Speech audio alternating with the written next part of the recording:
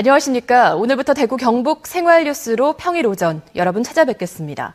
그럼 대구 경북 소식 먼저 날씨입니다. 오늘 대구와 경북 지역은 구름 많은 가운데 산발적으로 소나기가 내릴 것으로 예상됩니다. 소나기는 내일도 오락가락하겠는데 대구와 경북 지역의 내일까지 예상 강수량은 5에서 20mm입니다. 대구기상대는 경북 내륙 지역의 경우 오늘과 내일 우박이 떨어지는 곳이 있겠으며 돌풍과 함께 천둥과 번개가 치는 곳도 있겠다고 예보했습니다. 오늘 낮 최고 기온은 대구가 27도를 비롯해서 구미가 26도, 포항이 21도 등으로 어제와 비슷하겠습니다. 프랑스 3대 뮤지컬 가운데 하나인 태양왕이 대구에서 공연됩니다. 프랑스의 절대군주 루이 14세의 일대기를 다룬 작품인데 배우 안재욱을 비롯해 국내 정상급 배우들이 출연해서 화제를 모으고 있습니다. 윤태호 기자가 소개합니다. 뮤지컬 태양왕은 노트르담 드 파리 10개와 함께 프랑스 3대 뮤지컬로 꼽힙니다. 프랑스의 절대군주였던 루이 14세의 일대기를 다룬 작품으로 힘이 아닌 매력과 예술로 정권을 제압한 루이 14세의 사랑과 인생을 담고 있습니다. 지난 2005년 프랑스 초연 이후 8년 동안 170만 명 이상이 관람한 유럽을 대표하는 뮤지컬로 자리 잡았습니다.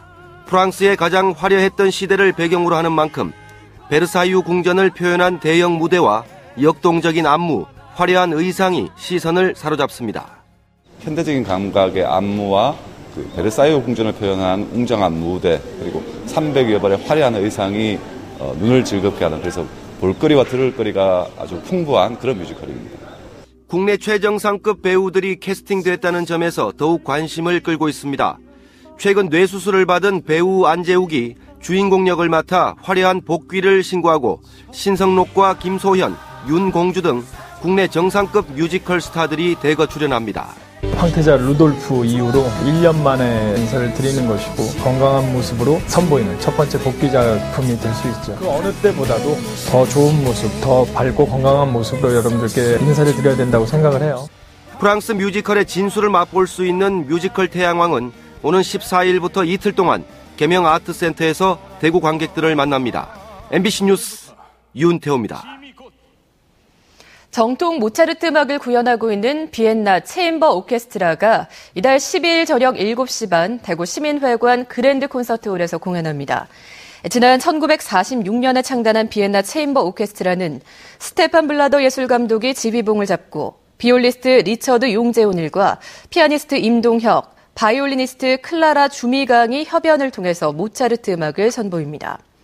비엔나 체인버 오케스트라는 지휘자 카를로 체키와 산도르 베그 등이 거쳐갔으며 정통 모차르트 음악을 연주하는 것으로 유명합니다.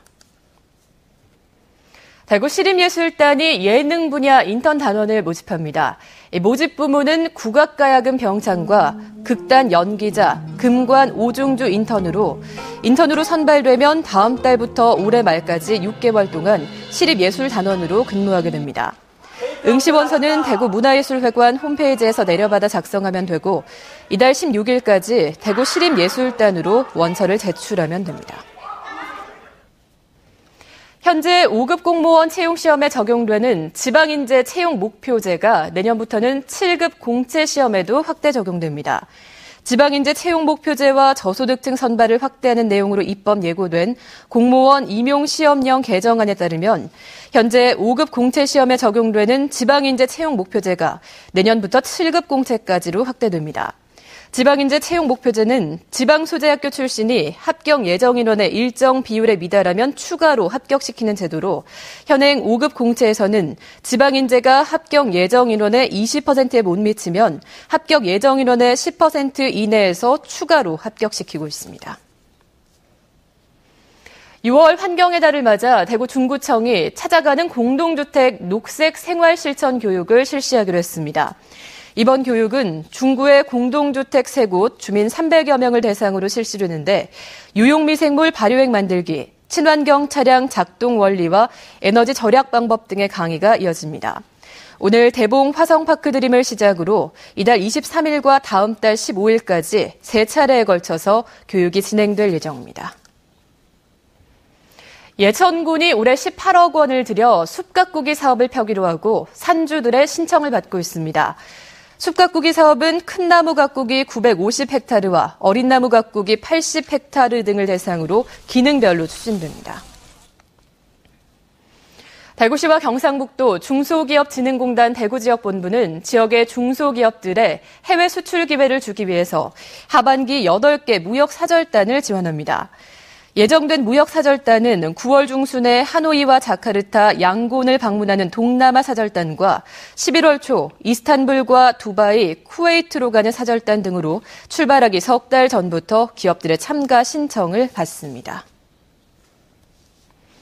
최근 낙동강 중하류 지역에 평소보다 빨리 녹조 현상이 발견된 가운데 환경부가 오늘부터 녹조 발생 현황 자료를 물환경정보시스템 홈페이지에 공개하기로 했습니다.